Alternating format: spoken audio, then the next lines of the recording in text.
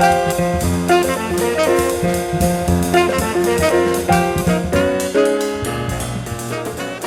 friends, welcome back to Jazz Ranch, hipsters, flipsters, and finger-popping daddies and groovy chicks.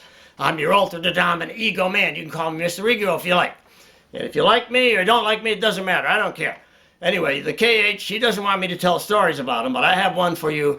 Back in the 80s, you know, he got to play with the great saxophone player George Coleman. Well, George Coleman was, you know, outstanding player. He played with Miles Davis on the album My Funny Valentine and with Herbie Hancock on the famous album called Maiden Voyage. But anyway, George Coleman came into town and they were sitting in the green room before the gig. So George asked him, do you know this tune? Yeah, I said, oh, we know that. Do you know this tune? Well, we don't know that one. He said, that's okay. Do you know this tune? Yes. So you worked it all out. Now, when he got on the bandstand, he didn't call any of those tunes. In fact, he didn't call any tune at all. He just started playing. They had to figure out what he was playing.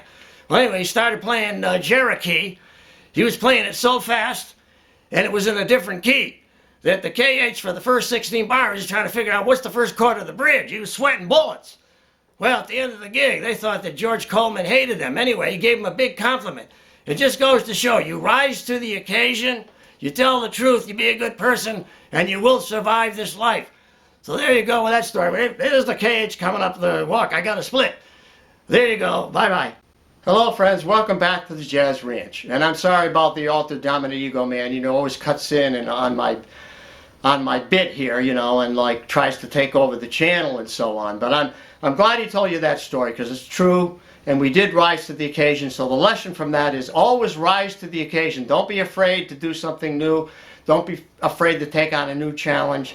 Just go for it, you know, and see what happens. If you don't take those chances, then you'll never know what the possibilities are. And some amazing things may happen in your life. So I'm thankful for that. And, you know, I'm going to be continuing my series on great licks. So I picked out something by McCoy Tyner based on a pentatonic scale, based on a great album of his called The Real McCoy and his solo on Passion Dance. And so here we go now with my lick that I picked out from Passion Dance. Here we go, and I'm going to go into detail about it later on.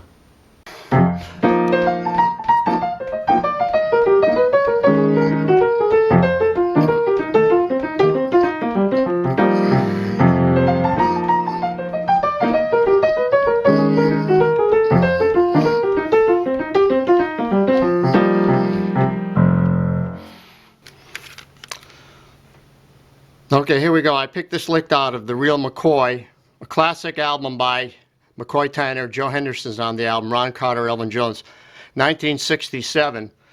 And it's great to pick out licks from what I would call classic recordings, particularly of the 50s and 60s, because they will live on through the ages, and it represents a style that developed that has been lived through the ages, shall we say. And this particular tune is modal. It's Passion Dance. Now it's modal because it's based on a modal scale, which I'm going to go into later. But the reason I picked this lick is because it's a perfect example of playing on a vamp in a modal style on a couple of different pentatonic scales, and then diverging from that scale and playing outside the chord by just changing the left hand voicing slightly and going into a different pentatonic scale, but going back to the original pentatonic scale. So you're going inside the scale and then outside the scale and back inside. That's the important thing, and to have interesting melodic lines within that.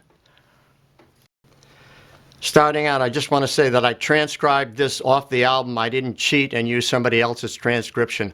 And that's a good thing to do, to try to learn how to transcribe off an album and use your ear. It'll develop your ears, and it's good ear training. And if you use a program like I use, Transcribe, you can isolate it, you know, measure at a time, or even a couple of notes. Or if there's one note you can't get, you can isolate it and say, okay, let's listen to that a few times and make sure I match it. So I had to really match every note perfectly. And there's one place in the transition between modes where I couldn't tell what he was playing. It was just muffled in the recording, so I had to guess at it. But you know, I think I made a good guess. So what happens is it's going to go between F sus and F regular F scale. So it's going to be Ionian, or this particular, you know, the major scale of F. but it's going to go between a pentatonic scale built on F and also the major scale, which has the major third in it. But the pentatonic scale now is going to be an E flat major pentatonic, which is this. So that's 1, 2, 3, 5, 6 in E flat, but in F it's going to be 1, 2, 4, 5, 7. You see, so there's no major third in there, but he's going to use the major third. But primarily that's the pentatonic scale because it relates to the F sus chord with that sustained fourth in there, a suspended fourth, like that. So he has this. There's the third in there. And this is, okay, goes that far, and then it goes, now it changes to another pentatonic scale that's outside of the F sus scale. Okay, so it's all an F scale, notes in the F scale, or the F pentatonic second mode from E flat, which would be this scale. E flat major pentatonic is there, so this is the second mode of E flat major pentatonic. It's that one. So that brings the sus 4 in there. 1, 2, sus 4, 5, flat 7. But he also uses the 6, which is interesting, and the major third he uses in this throughout this lick, but not till later. There's the 6. Here's the pentatonic. Now here's where it shifts. See, now it's just moving down a half step here, but in the voicing moving down a whole step. Why is that? Because this melody forms an E flat minor pentatonic, which is relative to G flat major. See, so it's the 1, 2, 3, 4, fifth mode. Starting in the fifth mode, you have this scale. It's all the black notes. So, and the lick is then. Right there, it resolves it back to the F major with the major third in there. Now you can either play the sus or you could play a dominant if you want it like that, but I believe he continues the sus sound. And this is all more pentatonic. That's more pentatonic. Starting out, I would practice it very slowly like this and emphatically.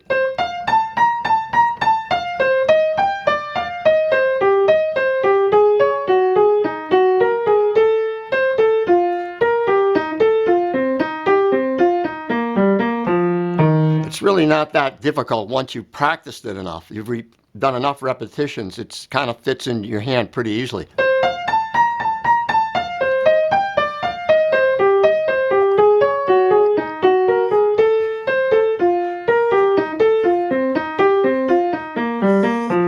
See, there isn't really any awkward feeling in the fingering. It's pretty straightforward. I'll put the fingering on the sheet for you, but once you get that down and you start out very slowly and speed up gradually, you'll begin to get it up to tempo.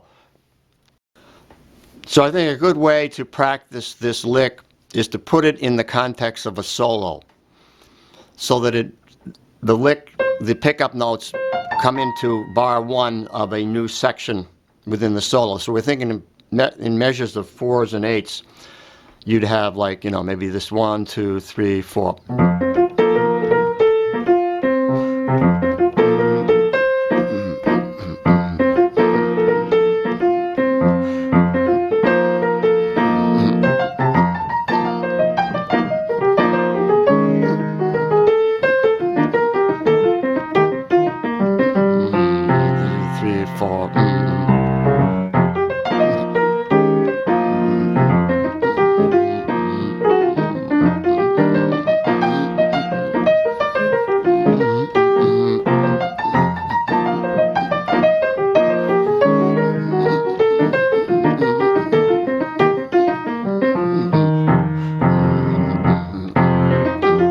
See, so McCoy is very clever here because he's inserted this lick in such a way that you don't really know, you're not sure where 1 is.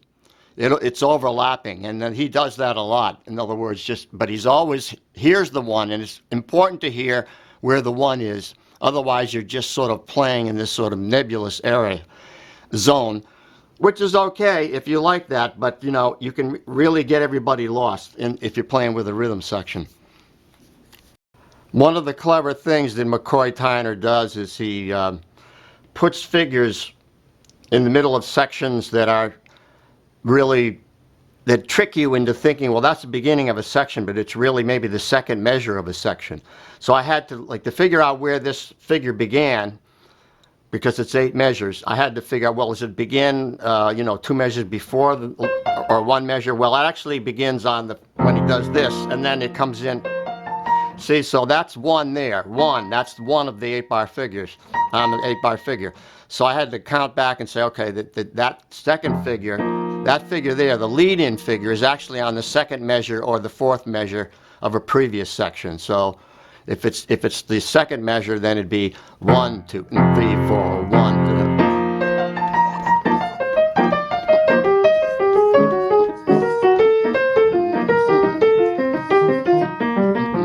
1, 2, 3, 4, then another section, you see. So that may be a little confusing, but I want to show you how he cleverly displaces figures so they're not falling in necessarily a logical place that you would expect. So that overlapping is very, very hip. Wrapping up the Jazz Rants, thanks so much for joining me on this video about great licks and McCoy Tyner. And at the beginning of the video about George Coleman, we took a risk playing with him, and I took a risk leaving the banking career and going into music. But sometimes you need to do these things to grow and to learn. And so I encourage you, don't be afraid to try something new. Don't be afraid to take risks. Just go for it. If you make mistakes, that's okay. You got to learn from your mistakes and just keep moving forward, and you will be successful. I guarantee it. That's how it works. So next time I'll say, in the words of my great friend Hermie Dressel, swing loose.